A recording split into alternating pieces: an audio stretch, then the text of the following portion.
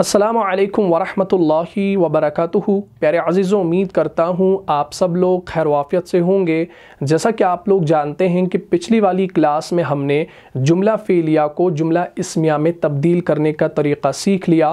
मुझे उम्मीद है आपने पिछली वाली क्लास को अच्छे से देखा होगा और समझा भी होगा। अगर अभी तक आप में से किसी ने उस क्लास को नहीं देखा है तो यहाँ पर जो आई का बटन शो हो रहा है इस पर आप क्लिक कीजिए और उस वीडियो को शुरू से लेकर आखिर तक देख लीजिए और सवाब की नीयत से वीडियो को ज़्यादा से ज़्यादा शेयर भी कीजिए। तो आज का जो हमारा टॉपिक है वो अरबी ग्रामर के हवाले से नहीं है बल्कि तजवीद के हवाले से है। और आपको मालूम है कि तजवीद के अंदर हमने ऑलमोस्ट तमाम कवायद को पढ़ा है, तमाम रूल्स को सीखा है। ख़ासकर हमने रमूज़ औक़ाफ़ के बारे में पढ़ा है, यानी जो वक्फ़ के सिंबल्स हैं। जैसे कहीं पर आइन आ गया तो रुकू बराबर हो गया, कहीं पर गोल आयत का निशान आ गया तो वक्फ़े ताम है, तौ का निशान आ गया कुरान में तो वक्फ़े मुतलक है, जीम का निशान आ गया तो वक्फ़े जायज़ है, मीम का निशान आ गया तो वक्फ़े लाजिम है। इसी तरीके से तीन नुक्ते कहीं पर आ गए एक ही आयत में तो मुआनिका है वगैरह वगैरह। इसी तरीके से वक्फ़े क़िफ़ है, सकता है। ये तमाम चीज़ें हमने पढ़ी हैं, समझी हैं और सीखी भी हैं। अगर आपने इन तमाम क्लासेस को नहीं देखा है तो इन तमाम क्लासेस का जो लिंक होगा वो आपको इस वीडियो के डिस्क्रिप्शन बॉक्स में भी मिल जाएगा। लेकिन अक्सर लोगों के जहन में जो सवालात होते हैं वो वक्फ़ के हवाले से ही होते हैं। सवालात ये होते हैं कि हमने जो रमूज़ औक़ाफ़ पढ़े हैं, जैसे आइन का सिंबल है, तौ का है, मीम का है, जीम का है, सौद का है, सौद लाम या का है, वक्फ़े क़िफ़ है, सकता है, ये तो हमें पता है, ये तो हमें मालूम है। लेकिन कुरान में कहीं पर वक्फ़े गुफ़रान आ गया, वक्फ़े नबी सल्लल्लाहु अलैहि वसल्लम आ गया, वक्फ़े जिब्राईल अलैहिस्सलाम आ गया, या कहीं पर वक्फ़े मुनज़्ज़ल लिखा हुआ आ रहा है, या कहीं पर वक्फ़े मुआनिका आ रहा है। तो उस सूरत में हमने कैसे वक्फ़ करना है और क्यों हमने वक्फ़ करना है, इसकी वजह क्या है। और ये जो वक्फ़े गुफ़रान है, वक्फ़े नबी सल्लल्लाहु अलैहि वसल्लम है, वक्फ़े जिब्राईल अलैहिस्सलाम है, वक्फ़े मुआनिका है, ये तो कुरान के बीच में कहीं लिखे नहीं होते, ये कहीं नज़र नहीं आते। तो ये कहाँ लिखे होते हैं ये हमें बता दीजिए। तो ये सवालात हैं, तो इंशाअल्लाह हम इसके बारे में जानेंगे। तो आज की क्लास में हम कुरान में वक्फ़े गुफ़रान के बारे में पढ़ेंगे, ठीक। लेकिन मैं आपको ये चारों बताऊंगा इंशाअल्लाह, लेकिन हम आज वक्फ़े गुफ़रान के बारे में पढ़ेंगे। नेक्स्ट वाली क्लास में हम इंशाअल्लाह वक्फ़े नबी या वक्फ़े जिब्राईल या वक्फ़े मुआनिका के बारे में पढ़ेंगे, ठीक है जी। चलिए अब गौर कीजिए, इसको नोट कीजिए। कुरान में वक्फ़े गुफ़रान ये बड़ा ही इंपॉर्टेंट है, क्योंकि आप किसी भी कारी की क़िरात ले लो, चाहे वो मक्का का हो चाहे मदीना का हो, आप जब इंशाअल्लाह ये तमाम चीज़ें लिखेंगे, नोट करेंगे, जो आयतें मैं आपको बताऊंगा जिसमें वक्फ़े गुफ़रान आया है, तो इंशाअल्लाह आप उन आयतों को सुनना, जो आपके पसंदीदा रिसाइटर हैं उनकी आवाज़ में ही आप क़िरात को सुनना और देखना कि वो वहाँ पर रुकते हैं। हर कोई यहाँ पर रुकता है, ठीक है। इंशाअल्लाह ये मैं आपको बताऊँगा। तो इस हेडिंग को आप नोट करें, कुरान में वक्फ़े गुफ़रान, ठीक है जी। अच्छा, आप याद रखें कुरान पाक के हाशे में कभी वक्फ़े गुफ़रान, वक्फ़े नबी, वक्फ़े जिब्राईल या वक्फ़े मुनज़्ज़ल या वक्फ़े मुआनिका लिखा होता है, ठीक है ना। ये चार हैं, मैं यहाँ पर लिखता हूँ वक्फ़े गुफ़रान, जिसके बारे में हम इंशाअल्लाह पढ़ेंगे। दूसरा हो गया वक्फ़ुन नबी सल्लल्लाहु अलैहि वसल्लम, इसको नोट करें, ठीक है जी। तीसरा जो हो गया वो हो गया हमारा वक्फ़े जिब्राईल, ठीक है ना। और वक्फ़े जिब्राईल का एक और दूसरा नाम है, वो है वक्फ़े मुनज़्ज़ल। इसको वक्फ़े मुनज़्ज़ल भी पढ़ा जाता है और इसको वक्फ़े मंजिल भी पढ़ा जाता है। अब जो आपको सही लगे वो आप पढ़ें। वक्फ़े मंजिल भी आप इसको पढ़ सकते हैं, लेकिन मुनज़्ज़ल जो है वो ज़्यादा बेहतर है, ठीक है जी। चलिए चौथा जो है वो है वक्फ़े मुआनिका, मुआनिका, ठीक है ना। इसको सबसे पहले आप नोट करें। ये चार औक़ाफ़ हैं, वक्फ़े गुफ़रान, वक्फ़े नबी सल्लल्लाहु अलैहि वसल्लम, वक्फ़े जिब्राईल या वक्फ़े मुनज़्ज़ल अलैहिस्सलाम और वक्फ़े मुआनिका, ठीक है ना। ये चार औक़ाफ़ जो आप देखेंगे ये कुरान पाक के हाशे में होते हैं। अब हाशा किसे कहा जाता है कुरान पाक का, ये भी आप पहले समझ लो तो इंशाल्लाह बात आसान हो जाएगी, ठीक। आपने देखा होगा फॉर एग्ज़ाम्पल ये कुरान का एक पेज है, ठीक है ना। फ़र्ज़ करो ये कुरान का एक पेज है और इस कुरान के पेज के अंदर एक और अंदर से एक डिब्बा बनाया गया होता है और उस डिब्बे के अंदर जो है ना कुरान की आयतें लिखी होती हैं, ठीक है ना। इसके अंदर आयतें लिखी होती हैं, ठीक। यानी ये हमारा असल मतन होता है अरबी में। लेकिन साइड में आपने देखा होगा ये जो साइड वाला हिस्सा है इसमें कभी आपने ऐसे देखा होगा आइन लिखा है, आइन के ऊपर 1 है, नीचे 2 है, बीच में 14 है या कुछ भी, ठीक है ना। तो ये जो साइड वाला हिस्सा है ये कहलाता है हाशा, क्या कहलाता है? हाशा कहलाता है। तो ये जो साइड वाला हिस्सा है, ये वाला हिस्सा, इसको हाशा कहते हैं। तो कुरान पाक के हाशे में कभी वक्फ गुफरान, फॉर एग्जाम्पल यहाँ पर वक्फ गुफरान लिखा होता है, वक्फ नबी यहाँ पर लिखा होता है, वक्फ जिब्राइल या वक्फ मुनज़्ज़ल यहाँ लिखा होता है, इसी तरीके से वक्फ मुआनिका यहाँ लिखा होता है। तो कुरान पाक का जो हाशा होता है, साइड वाला हिस्सा, ये बीच वाला नहीं, ये वाला हिस्सा, इसको हम हाशा कहते हैं। तो कुरान पाक के हाशे में ये जो औकाफ आप देख रहे हैं, ये जो वकूफ़ आप देख रहे हैं, वक्फ गुफरान, वक्फ नबी, वक्फ जिब्राइल, वक्फ मुआनिका, ये लिखे होते हैं। ठीक है ना? तो आज हम इंशाअल्लाह वक्फ गुफरान के बारे में जानेंगे कि ये वक्फ गुफरान क्या चीज़ है। ये सारी चीज़ें आपने समझी कि ये जो औकाफ हैं, ये जो वकूफ़ हैं, ये कहाँ लिखे होते हैं? कुरान पाक के हाशे में। अब हाशा किसे कहा जाता है? कुरान पाक के साइड में जो ये डिब्बा होता है अलग से, ये वाला, इसको हम हाशा कहते हैं। ये हदीस की किताबों में भी होता है। हदीस की किताबों में भी आप देखेंगे ऐसे ही होता है। ये हदीस लिखी है, ये जो बीच में हदीस लिखी होती है अरबी में, जो एक्चुअल अरबी होती है, उसको हम मतन कहते हैं। ये जो बीच में लिखा होता है, इसको हम मतन कहते हैं। ठीक। और ये जो साइड में जो ये हिस्सा होता है, इसमें आपने फिर देखा होगा कभी फारसी में लिखा होता है, ठीक है ना, तफसीर उसकी, या कभी वो अरबी में ही लिखी होती है, उसको हम कहते हैं हाशा। क्या कहते हैं? हाशा कहते हैं। ये हदीस के अंदर भी आपको मिलेगा। अगर आप सही बुखारी देखेंगे, सही मुस्लिम देखेंगे, उसमें आप इंशाल्लाह ये चीज़ें देखेंगे। तो अब आपने ये सारी चीज़ें समझ ली कि कुरान के हाशे में ये चीज़ें लिखी होती हैं। यहाँ तक बात क्लियर है? चलिए अब हम वक्फ गुफरान के बारे में सबसे पहले जानेंगे। वक्फ गुफरान, ये वक्फ गुफरान क्या है इसको समझो। ये जो वक्फ गुफरान है ये मखसूस वक्फ है।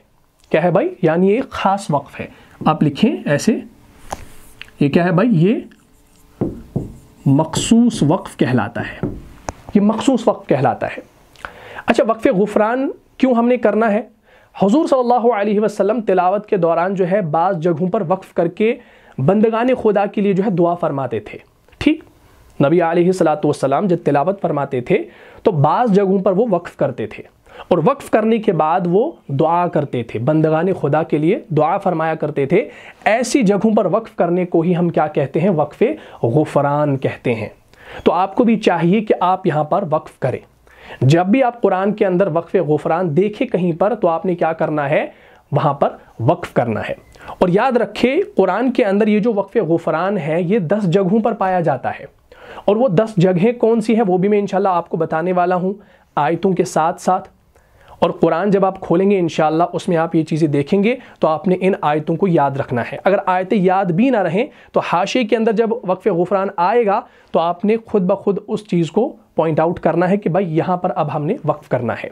और मैंने आपको पहले भी बताया कि इन आयतों को आप अपने फेवरेट रिसाइटर से सुनना। ठीक, जिसकी भी क़िरात आप सुनते हैं उसकी क़िरात में ही आपने इन आयतों को सुनना है, जो आयतें मैं इंशाल्लाह आपको बताऊंगा।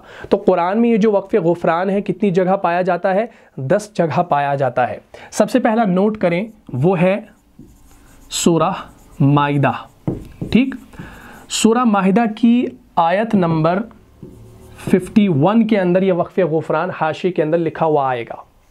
और वक्फ कहाँ पर करना है? वहाँ पर एक लफ्ज़ है औलियाउ, औलियाउ पे आपने वक्फ करना है। ठीक, जैसे आयत है अऊज़ु बिल्लाहि मिनश्शैतानिर रजीम, या अय्युहल्लज़ीना आमनू ला तत्तखिज़ुल यहूदा वन नसारा औलिया। ठीक, तो औलिया पे आपने वक्फ करना है। अब आपको कैसे समझ आएगा कि भाई हमने औलिया पर ही वक्फ करना है? तो वहाँ पर एक सिंबल भी आपको दिया गया होगा। ठीक, जब आप औलिया पर पहुँचेंगे, ठीक, तो औलिया पर पहुँचते ही वहाँ पर एक ऐसा सिंबल होगा, गौर से देखना इस सिंबल को, ऐसा सिंबल होगा।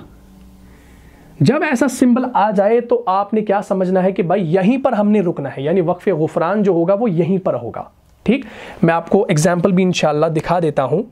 जैसे हमारे पास है, ये देखें, ये है सूरह माइदा आयत नंबर 51 को हमने देखना है, और औलिया के लफ्ज़ पर हमने क्या करना है? वक्फ करना है, क्योंकि वहाँ पर वक्फ गुफरान है। ठीक, सबसे पहले इस आय करीमा को गौर से देखें। इसके अंदर ये जो अरबी में लिखा है ये मतन है, ये अरबी में है, लेकिन साइड में अगर आप देखेंगे हाशे के अंदर क्या लिखा आ रहा है? यहाँ पर वक्फ लाजिम भी लिखा आ रहा है। यहाँ पर देखेंगे वक्फ गुफरान है। आप अपने मुसहफ़ के अंदर इसको देख सकते हैं, ठीक है ना। यही वाला पेज निकालिएगा आप अपने हाफिज़ी कुरान के अंदर, या कोई भी मुसहफ़ आपके पास हो तो आप देखेंगे उसमें हाशे के अंदर वक्फ लाजिम, वक्फ गुफरान और वक्फ मुनज़्ज़ल, ठीक है ना, इंदल बाद, ठीक है ना। तो यहाँ पर वक्फ़े मुनज़्ज़ल भी लिखा आ रहा है, लेकिन वक्फ़े गुफ़रान औलिया पे हमने रुकना है।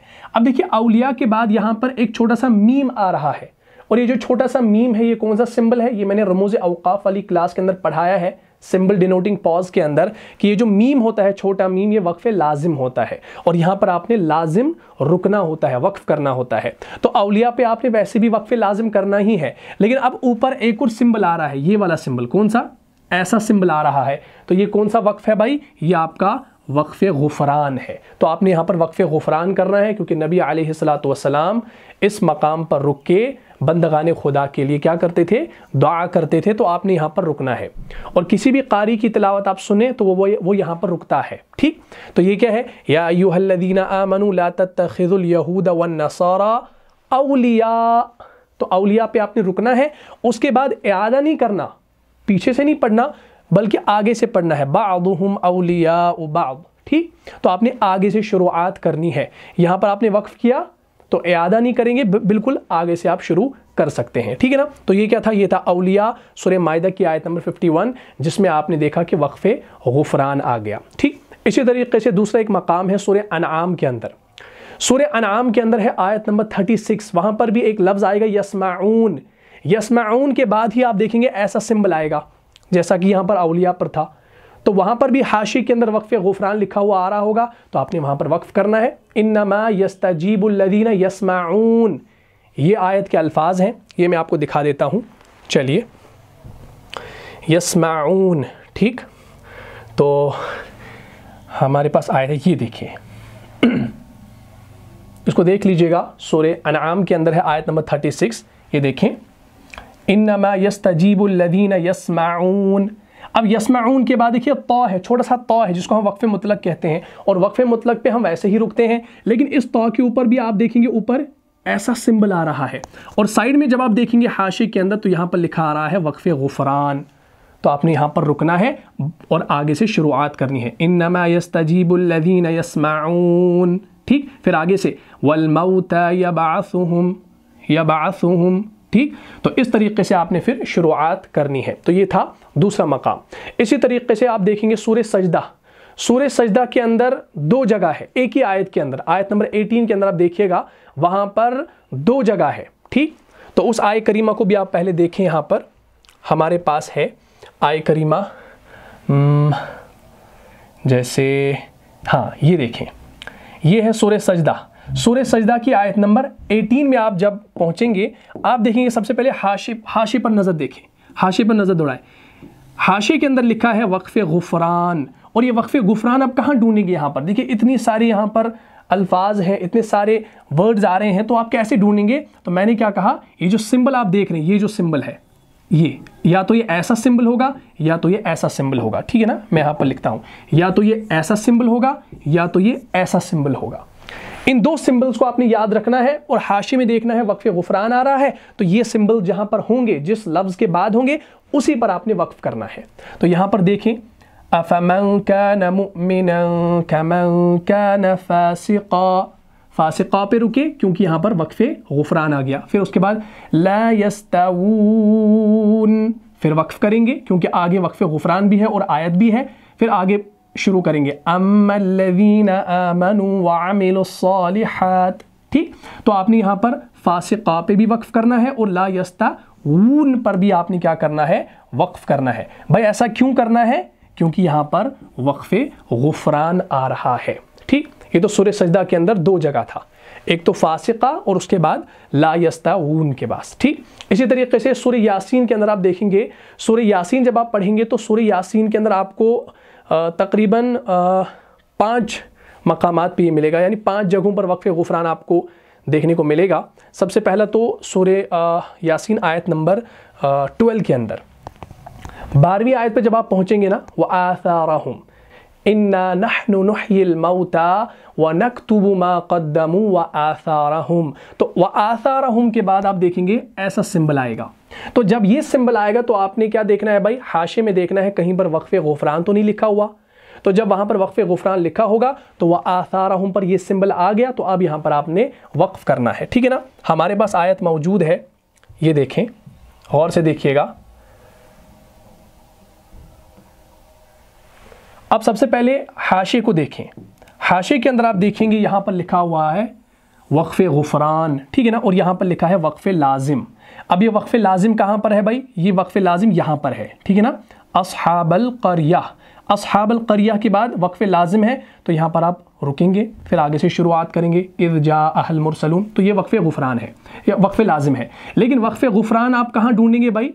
आप देखेंगे वक्फ़े गुफ़रान यहाँ पर लिखा है, इस बॉक्स के साथ लिखा है, तो यहाँ पर आपने देखा कि ये सिंबल आ गया यहाँ पर, ये वाला सिंबल, तो ये वक्फ़े गुफ़रान है, तो वह आसारहुम पर आपने रुकना है। और इसके साथ आप देखेंगे नीचे तौ भी आ रहा है, वक्फ़े मुतलक भी है, तो वैसे भी आप यहाँ पर रुकेंगे, ठीक। इन्ना नहनु नुह्यिल मौता व नक्तुबु मा क़द्दमू व आसारहुम, तो रुके, स्टॉप किया, फिर आगे से वकुल्ल शैइन अहसैनाहु फी इमामिम मुबीन, तो आपने फिर ऐसे पढ़ना है, ठीक है ना, इआदा नहीं करना है बल्कि आगे से ही शुरुआत करनी है। तो ये था वक्फ़े गुफ़रान।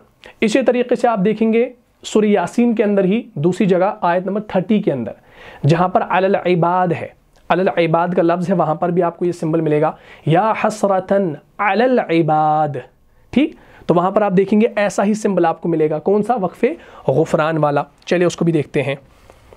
या हसरतन अलल इबाद, कहाँ गया? या हसरतन अलल इबाद, ढूंढना बड़ा मुश्किल हो जाता है, ठीक। हाँ, ये देखें, ये भी सूरह यासीन के अंदर है, आयत नंबर 30 आप देख सकते हैं। या हसरतन अलल इबाद, इबाद पर पहुंचे तो यहाँ पर आपने देखा जीम वक्फ़े जायज़ का सिंबल है। अब वक्फ़े जायज़ के, जब वक्फ़े जायज़ का सिंबल आता है तो वहाँ पर आपने रुकना भी होता है और नहीं भी रुकना होता, क्योंकि जवाज़ी है। लेकिन जब आप वक्फ़े जायज़ के ऊपर ही देखेंगे ये वाला सिंबल आ रहा है और हाशिए में देखेंगे वक्फ़े गुफ़रान आ रहा है, तो आप खुद ब खुद यहाँ पर स्टॉप करेंगे। तो कैसे? या हसरतन अलल इबाद मा यातीहिम, फिर मा यातीहिम से आप शुरू करेंगे, तो इबाद पे आपने रुकना है क्योंकि वक्फ़े गुफ़रान है, ठीक है ना। इसी तरीके से सूरह यासीन के अंदर ही दूसरा एक लफ्ज़ है मरक़दिना, आयत नंबर 52 के अंदर आता है क़ालू या वैलना मन बअसना मिन मरक़दिना, तो मरक़दिना पे क्या है भाई? वहाँ पर आप इंपॉर्टेंट पॉइंट आपने जहन में रखना है, वहाँ पर दो चीज़ें हैं, गौर से देखिएगा। और वो चीज़ हमने सख्ता वाली क्लास के अंदर भी पढ़ी है, अगर आपको याद हो। अगर आपने उस वीडियो को नहीं देखा है तो उस वीडियो का लिंक इंशाल्लाह इस वीडियो के डिस्क्रिप्शन बॉक्स में भी मिल जाएगा, ये देख लीजिए, इसको गौर से देखना। यहाँ पर आप देखिए सबसे पहले हाशिए के अंदर, हाशिए के अंदर यहाँ पर वक्फ़े गुफ़रान लिखा हुआ आ रहा है, वक्फ़े मुनज़्ज़ल यानी वक्फ़े जिब्रील अलैहिस्सलाम भी लिखा आ रहा है और वक्फ़े लाजिम भी लिखा हुआ आ रहा है। अब देखिए यहाँ पर मिम मरक़दिना के बाद ही आप देखेंगे एक तो मीम वक्फ़े लाजिम का सिंबल भी है और वक्फ़े लाजिम पे तो हमने वैसे ही रुकना होता है, सक्ता का सिंबल भी है, यानी सक्ता पे हमने क्या करना होता है? बग़ैर सांस तोड़े रुकना होता है, आवाज़ को रोकना होता है, फिर आगे। और ऊपर आप एक और सिंबल देख रहे हैं, ये है वक्फ़े गुफ़रान का सिंबल। 3 सिंबल यहाँ पर आ रहे हैं। अब 3 सिंबल होने की वजह से आपने यहाँ पर लाजिमन वक्फ़ करना है, कोई सूरत ही नहीं आप यहाँ पर इआदा करें या वसल करें, ठीक। क़ालू या वैलना मन बअसना मिन मरक़दिना, तो यहाँ पर सक्ता आ गया। अब देखिए सक्ता के बारे में मैंने आपको बताया था कि सक्ता की 2 अक़साम है, एक हो गया सक्ता वजूबी और सक्ता जवाज़ी, यानी एक सक्ता वाजिब होता है और एक सक्ता जायज़ होता है। और सक्ता वाजिब कौन सा होता है? यानी इमाम हफ्स रहिमहुल्लाह की रिवायत के मुताबिक 4 कलिमात में जो है सक्ता वाजिब होगा, यहाँ यानी वहाँ पर आपने बग़ैर सांस तोड़े वक्फ़ करना है। और उन 4 जगहों में ये जगह भी शामिल है। सबसे पहली सूरह कहफ के अंदर आयत नंबर 1 और 2, सूरह यासीन आयत नंबर 52, ठीक। तो उसमें सूरह यासीन भी शामिल है जहां पर सक्ता वाजिब होगा, यानी आपने वहां पर बगैर सांस तोड़े वक्फ करना है। कैसे? क़ालू या वैलना मन बअसना मिन मरक़दिना हाज़ा मा वअदा अर्रहमान, ठीक। तो आपने यहाँ पर वक्फ़ लाजिमन करना है, सक्ता वाजिब भी है और साथ ही में अब यहाँ पर वक्फ़े गुफ़रान भी आ रहा है और साथ ही में वक्फ़े लाजिम भी आ रहा है, तो कोई सूरत नहीं है कि आप यहाँ पर वसल करें, यहाँ पर आपने लाजिमन रुकना है, ठीक। इसी तरीके से सूरह क़ियामा के अंदर भी आयत नंबर 27 के अंदर वहाँ पर भी सक्ता वाजिब है और इसी तरीके से आखिरी सूरह मुतफ़्फ़िफ़ीन के अंदर भी आयत नंबर 14 के अंदर वहाँ पर भी सक्ता वाजिब है। तो ये सक्ता की क्लास में मैंने डिटेल से पढ़ाया है, उसको आप देख लीजिएगा। लेकिन हम बात कर रहे हैं वक्फ़े गुफ़रान की। यहाँ पर वक्फ़े गुफ़रान आ रहा है तो आपने यहाँ पर मरक़दिना पे रुकना है, ठहरना है, स्टॉप करना है। बात यहाँ तक क्लियर होगी? तो अगर आप यहाँ पर सांस तोड़ेंगे तो कोई हर्ज नहीं है, क्योंकि वक्फ़े गुफ़रान है, वक्फ़े लाजिम है। ये ऐसा नहीं है कि सख्त आ गया तो सांस तोड़े बगैर ही वक्फ़ करना है। तीनों वक्फ़ यहाँ पर आ गए हैं तो आप तीनों को फॉलो कर सकते हैं। बात यहाँ तक क्लियर होगी। चलिए, इसी तरीके से इसी सूरह यासीन के अंदर आप देखेंगे आयत नंबर 61 के अंदर वअनी अबुदूनी, वहाँ पर भी है वअनी अबुदूनी हाज़ा सिरातुम मुस्तक़ीम। तो वअनी अबुदूनी के बाद भी आप देखेंगे वहाँ पर भी वक्फ़े गुफ़रान है। चलिए उस आयत को भी देख लीजिए, आयतों को नोट कीजिएगा और बाद में जो है कुरान के अंदर देख लीजिएगा। तो आयत थी हमारे पास वअनी अबुदूनी। सबसे पहले हाशिए को देखें, हाशिए के अंदर यहाँ पर वक्फ़े गुफ़रान लिखा हुआ आ रहा है। अब मुझे बताइए वक्फ़े गुफ़रान यहाँ पर कौन सा आप देखेंगे, इसका सिंबल कौन सा है वक्फ़े गुफ़रान का? वक्फ़े गुफ़रान तो यहाँ पर लिखा है, लेकिन जब हम इस आयत को गौर से देखेंगे, ये देखिए एक सिंबल यहाँ पर नज़र आ गया, ऐसा सिंबल। और ये अमूमन ये सिंबल आपने देखा होगा जो शायर लोग होते हैं ना, जैसे फॉर एग्जांपल मैं यहाँ पर लिखूँगा, अपना ही नाम लिखूँगा ऐसे, कारी आकिब, ठीक है ना। अब वैसे तो मेरा कोई लक़ब नहीं है, फॉर एग्जांपल मैं यहाँ पर ममनून अपना लक़ब लिख देता हूँ, ममनून, ठीक। तो ममनून के बाद शायर लोग ऐसे वो ये डालते हैं, ऐसा साइन डालते हैं, शायर लोग अमूमन आपने देखा अपने नाम के साथ डालते हैं। तो ऐसा ही सिंबल है ये, ठीक है ना। तो जब ये सिंबल आ गया तो ये आपका वक्फ़े गुफ़रान हो गया। अब आपने यहाँ पर क्या करना है, रुकना है। जब आप यहाँ पहुँचेंगे मुबीन पर, फिर आगे से शुरुआत करेंगे वअनी अबुदूनी, स्टॉप किया, हाज़ा सिरातुम मुस्तक़ीम। तो वअनी अबुदूनी पे आपने वक्फ़ करना है, वक्फ़े गुफ़रान है, तो फिर आगे से आपने शुरुआत करनी है। इसी तरीके से इसी के अंदर हमारा एक और पांचवा जो वक्फ़े गुफ़रान आता है वो आता है आयत नंबर 81 के अंदर, सबसे लास्ट में, ठीक है ना। मिस्लहुम, ठीक, अवलैसल्लज़ी खलक़स समावाति वल अर्द बिक़ादिरिन अला अन यख़लुक़ मिस्लहुम, ठीक। तो मिस्लहुम के बाद भी आप देखेंगे वहाँ पर वक्फ़े गुफ़रान आ रहा है, ठीक। तो अब हमें वो नज़र आना चाहिए जल्दी जल्दी से। हाँ, ये देखिए सबसे लास्ट में आप देखेंगे ये भी आपका सूरह यासीन है। हाशिए को सबसे पहले देखेंगे, वक्फ़े गुफ़रान लिखा हुआ आ रहा है। अब वक्फ़े गुफ़रान का सिंबल यहाँ पर ढूंढे इस आयत के अंदर, ये है, ये यहाँ पर लिखा है ऐसे, ये आपका वक्फ़े गुफ़रान हो गया। तो मिस्लहुम पर आपने वक्फ़ करना है, ठीक है ना। अला अन यख़लुक़ मिस्लहुम, रुके, फिर आगे से बला वहुवल खल्लाकुल अलीम। तो फिर आपने बला से शुरुआत करनी है, इआदा करना है बला से, ठीक। तो मिस्लहुम पे आपने रुकना है, क्यों? क्योंकि वक्फ़े गुफ़रान है, ठीक है। इसी तरीके से 10वां जो मकाम है कुरान के अंदर वो है सूरह मुल्क। सूरह मुल्क के अंदर भी आप देखेंगे आयत नंबर 19 के अंदर वयक़बिदन, वहाँ पर भी आपको जो है ना ये सिंबल मिलेगा वक्फ़े गुफ़रान का, ठीक है ना। अवलम यरौ इला तैरि फ़ौक़हुम साफ़ाति वयक़बिदन, ठीक। तो उसको भी इंशाल्लाह देखें और इसी के साथ हम इस क्लास को ख़त्म करते हैं, ठीक। तो सूरह मुल्क, ये है हमारे पास सूरह मुल्क, ठीक है ना, पारा नंबर 29। इसमें आप देखेंगे, यहाँ पर देखिए, आप देखिए गौर से देखिएगा, हाशिए के अंदर वक्फ़े लाजिम लिखा है, लेकिन इख्तिलाफ़ी, ये इख्तिलाफ़ी वक्फ़े लाजिम लिखा है, यानी इसमें इख्तिलाफ़ है। क़ुरा के नज़दीक इसमें इख्तिलाफ़ है कि यहाँ पर वक्फ़े लाजिम है या नहीं है, तभी यहाँ पर लिखा है वक्फ़े लाजिम इख्तिलाफ़ी, इसमें इख्तिलाफ़ है कि ये वक्फ़े लाजिम है या नहीं है। लेकिन वक्फ़े गुफ़रान यहाँ पर लिखा आ रहा है और सिंबल भी यहाँ पर दिया गया है, तो वक्फ़े गुफ़रान यहाँ पर है। और आप अमूमन देखेंगे जो भी कारी कुरान पढ़ता है इस आयत पर पहुँचता है तो यहाँ पर अमूमन वो वक्फ़ करता है, ठीक। और याद रखें, जिस रमूज़ औक़ाफ़ के अंदर इख्तिलाफ़ हो उस पर आप बेहतर है रुकें, ठीक, क्योंकि क्या पता वहाँ पर किस तरीके से वो बात बताई गई हो, ठीक है ना। अवलम यरौ इला तैरि फ़ौक़हुम साफ़ातिन वयक़बिदन, ठीक। तो यक़बिदन भी आप रुके, फिर आगे मा युमसिकुहुन्न इल्ला रहमान, यहाँ से आप शुरू कर सकते हैं। तो गर्ज़ मकसद ये है कि वक्फ़े गुफ़रान जहाँ पर आएगा तो आपने वहाँ पर क्या करना है, वहाँ पर रुकना है। अगर आपसे कोई पूछे भाई वक्फ़े गुफ़रान पे आपने क्यों रुकना है, क्यों रुकना है भाई? क्योंकि नबी अलैहिस्सलातु वस्सलाम तिलावत के वक्त जो है बाज़ जगहों पर वक्फ़ करते थे और बंदगाने खुदा के लिए दुआ फरमाते थे। ऐसी जगहों पर वक्फ़ करने को वक्फ़े गुफ़रान कहते हैं और कुरान में ये वक्फ़े गुफ़रान 10 जगहों पे है। तो जैसा कि आपने देखा सूरह माइदा के अंदर, सूरह सजदा के अंदर, सूरह यासीन के अंदर, सूरह मुल्क के अंदर। तो ये तमाम चीज़ें आप इंशाअल्लाह नोट करें, इन आयतों को नोट करें और इंशाअल्लाह ऐसा ही आप इसको फॉलो करें।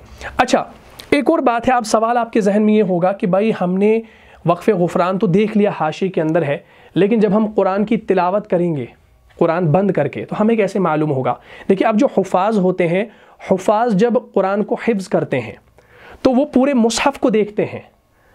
आप देखना कि जो हाफिज़ होगा कुरान का, उसको तमाम चीज़ें पता होंगी कि ये ता यहाँ पर हासिबा के बाद आ रहा है, ये मीम यहाँ पर यक़बिज़्न के बाद आ रहा है, ये आयत के ऊपर जीम गुरूर के बाद आ रहा है। जो पक्का कुरान का हाफिज़ होगा उसको तमाम चीज़ों पे नज़र होती है कि ये मंजिल कौन सी है, ये पारा कौन सा है और पारे के अंदर रुकू कौन सा है, सूरत के अंदर रुकू कौन सा है, आयत के अंदर रुकू कौन सा है, ये तमाम चीज़ें उसको पता होती हैं।